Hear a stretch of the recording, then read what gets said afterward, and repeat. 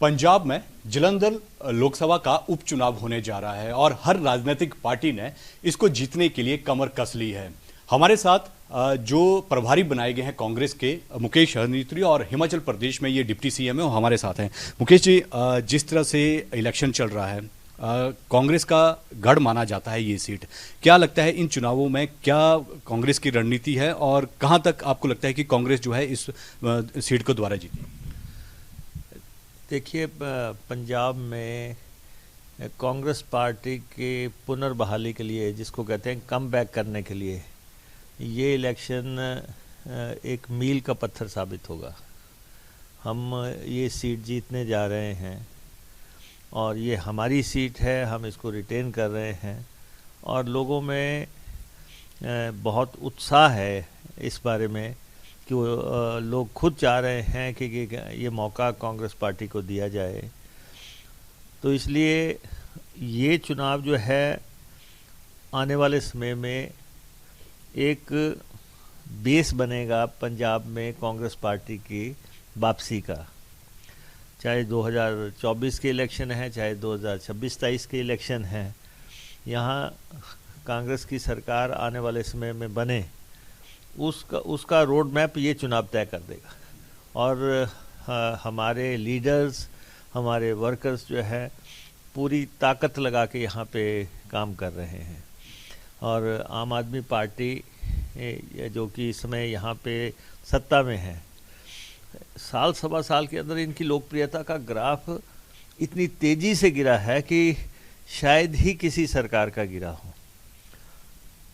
बहुत बड़े वायदे किए थे, बहुत बड़े झांसे दिए थे, लेकिन लोगों का अब पूरी तरह मोह भंग है और लोग विकल्प देख रहे हैं। और हालांकि दूसरी पार्टियां भी जोर लगा रही हैं, लेकिन जो मुख्य जो दल जो उभर के सामने आया है एक बार फिर से, वो कांग्रेस पार्टी है। मुकेश जी, जिस तरह से आप कह रहे हैं कि रिटेन कर रहे हैं कांग्रेस पार्टी इस सीट को, लेकिन अगर आम आदमी पार्टी की बात करें, जो सरकार है, वो ये कह रहे हैं कि हमने एक साल में काम किया है, रोजगार हमने दिए हैं, भ्रष्टाचार पर नकेल कसी है, उसके बलबूते जो हम ये सीट जीत रहे हैं। तो कांग्रेस कैसे रिटेन कर रही है? वो तो अपने काम के बलबूते जो है वोट मांग रही है।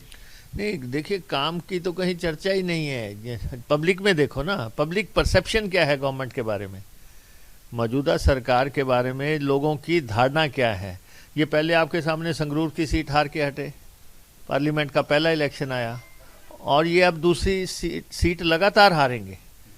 ये तो जनता की आप पल्स देखने की कोशिश करें। अब पंजाब को रिमोट कंट्रोल से नहीं चलाया जा सकता। अगर केजरीवाल समझते हैं कि वो दिल्ली से जो है रिमोट से यहाँ नियंत्रण कर लेंगे, ये पूरी तरह एक राज्य है, लोगों के आकांक्षाएं हैं, लोगों की हसरतें हैं, और लोग चाहते हैं कि जो चुनावों में वायदे किए थे, वादा खिलाफी बहुत बड़ा मसला है यहाँ पे।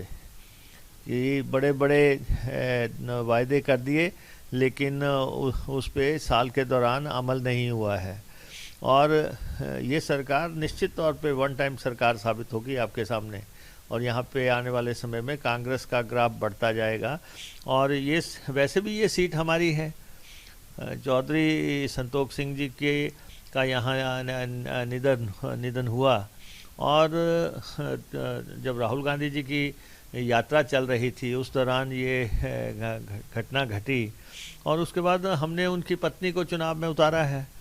और एजुकेटेड हैं, डायरेक्टर रही हैं, शिक्षाविद हैं, और एक तो सबसे बेहतरीन कैंडिडेट हमारा है, महिला कैंडिडेट है।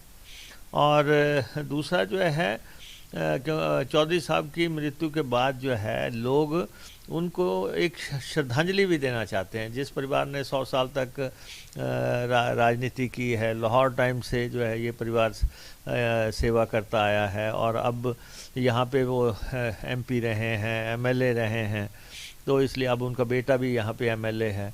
तो इसलिए यहाँ पे लोगों ने मन बनाया हुआ है। और जैसे जैसे हम लोगों में जा रहे हैं, हमारे लीडर्स जो हैं एकजुट होकर चुनाव लड़ रहे हैं सारे।